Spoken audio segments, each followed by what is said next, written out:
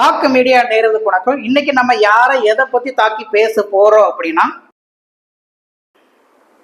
அதாவது DMK ஆரம்பித்துள்ள gen Z, அதே மாதிரி டிவிக்கு ஆரம்பித்துள்ள விர்ச்சுவல் வாரியர்ஸ், இந்த ரெண்டு டாபிக் தான் நம்ம இந்த வீடியோல தெளிவா பார்க்க போறோம்.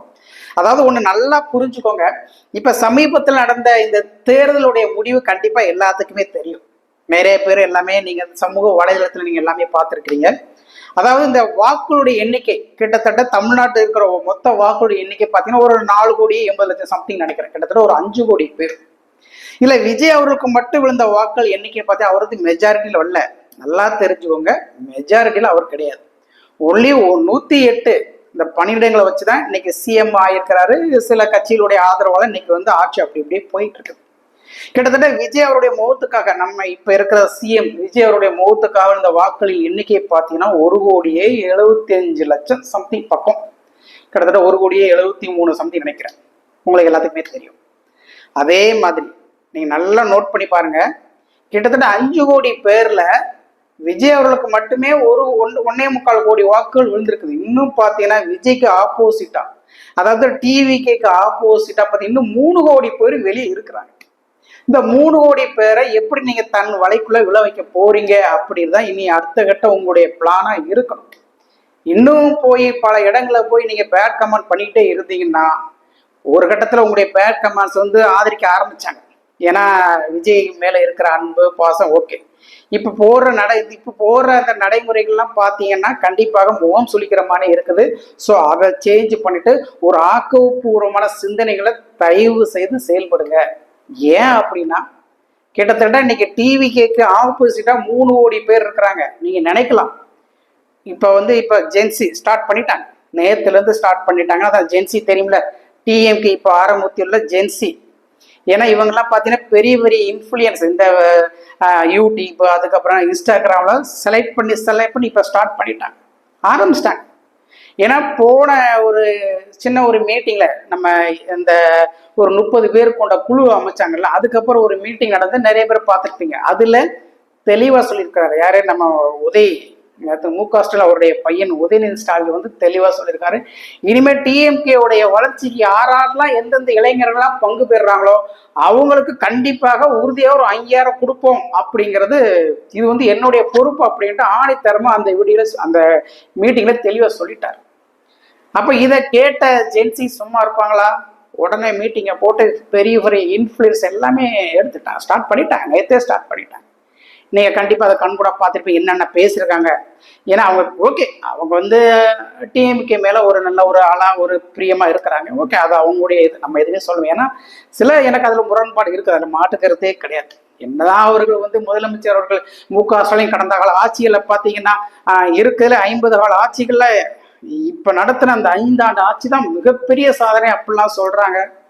அதே மாதிரி திட்டங்கள் கிட்டத்தட்ட என்றாறு திட்டம், நான் முதல்வன் திட்டம், பெண்களை ஊக்கி திட்டம், பெண் திட்டம், அதே மாதிரி இளந்தடி கல்வி திட்டம், கலைஞர் காப்பி திட்டம், என்னென்ன திட்டங்கள் இருக்கோ அத்தனை திட்டங்களையும் அவங்க அந்த மேடையில பேசுறாங்க. பட் எனக்கு அதுல கொஞ்சம் கூட உடன்பாடு கிடையாது. நீங்க அதான் சொல்றேன்ல, நாங்க ஒரு முதல்வரா எதற்காக தேர்ந்தெடுப்போம் அப்படின்னா நீங்க சொன்ன திட்டங்களும் சரி சொல்லாத திட்டங்களும் சரி நீங்க மக்களுக்கு சரியான திட்டங்கள் கொடுக்கணும். அதுக்காகத்தான் உங்களை முதலமைச்சர் ஆக்கிறாங்க.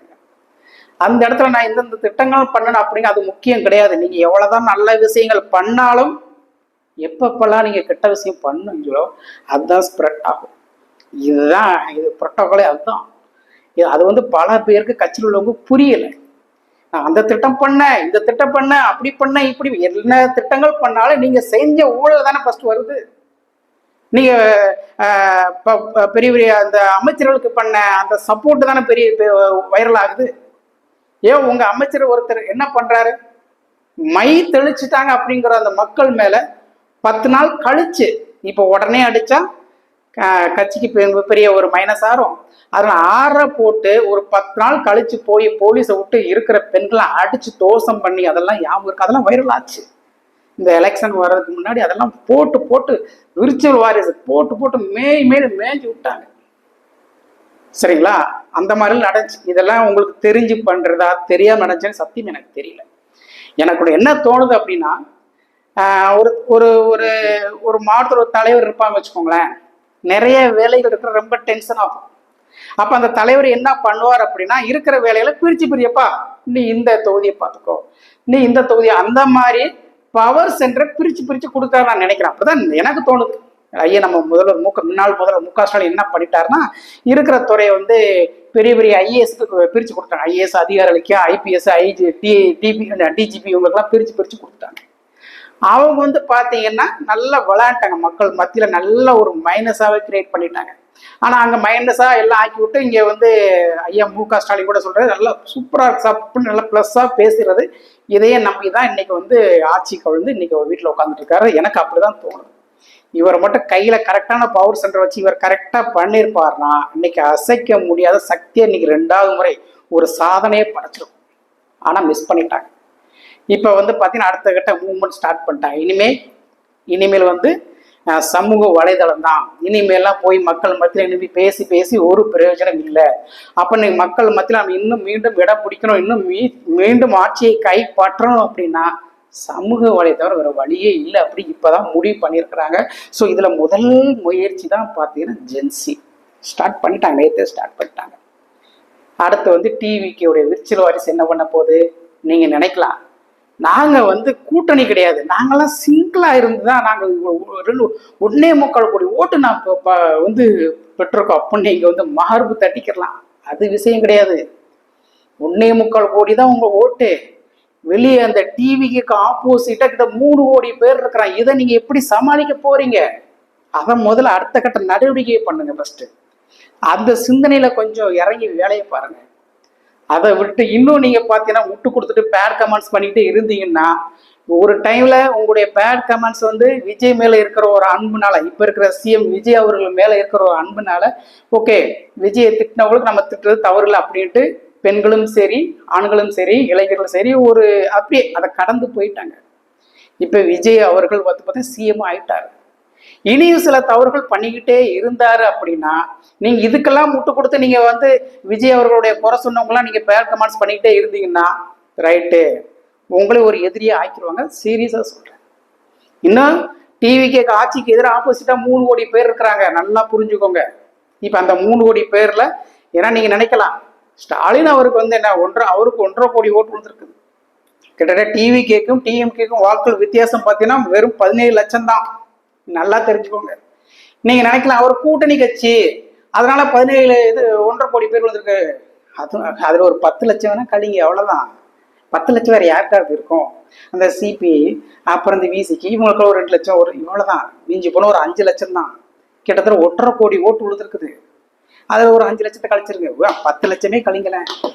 கிட்டத்தட்ட 1.40 கோடி ஓட்டு யாரு முகத்துக்காக விழுந்திருக்குன்னா ஒன்லி ஒன் ஸ்டாலின் ஐயா அவர்களுக்கு மூஞ்சிக்காக மட்டும்தான் அந்த ஓட்டு விழுந்திருக்கு. நீங்க என்ன வேணா நினைச்சுக்கோங்க. சரி ஓகே, அந்த 1.4 கோடி ஓட்டை இன்னும் 3 கோடி ஆக்கணும் அப்படிங்கிற இப்ப வந்து களத்துல இறங்கிட்டாங்க. ஜென்சி வந்து ஸ்டார்ட் பண்ணிட்டாங்க. இப்ப வைரலா என்ன பண்றாங்க, அவங்களாம் இப்ப ஒற்றுமையா இருந்து வைரலா என்ன பண்றாங்கன்னா இன்னைக்கு நடந்த சம்பவம் உங்களுக்கு தெரியுமா இல்லையான்னு எனக்கு தெரியல. விஜய் அவர்கள் நம்ம அஜித் நடிகர் இருக்காருல, அஜித்தோடைய தாயார் இறப்புக்கு போயிருக்கிறார்.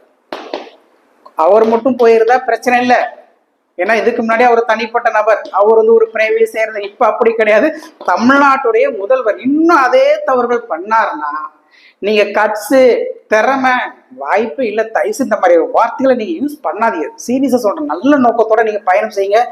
என்னோட நோக்கம் என்ன அப்படின்னா நல்ல ஆட்சி நல்லா அப்படியே மீண்டும் மீண்டும் வர வேண்டும், அதுதான் எங்களுடைய நோக்கமே. தயவு செய்து இதுக்கு இன்னும் நீங்க முட்டு கொடுத்து கொஞ்சம் போயிட்டே இருந்தீங்கன்னா கண்டிப்பாக இப்ப இல்லை எப்பயாவது முகம் சொல்லிக்க வச்சிரும். அதுல மாற்றுக்கிறதே கிடையாது. இப்ப அந்த கண்டென்ட்டை தூக்கி இப்ப இவங்க யூஸ் பண்ண ஆரம்பிச்சிட்டாங்க. ஜென்சி வந்து அடுத்த இது ஆரம்பிச்சிட்டாங்க. என்ன சொல்றாங்க தெரியுமா நீங்க?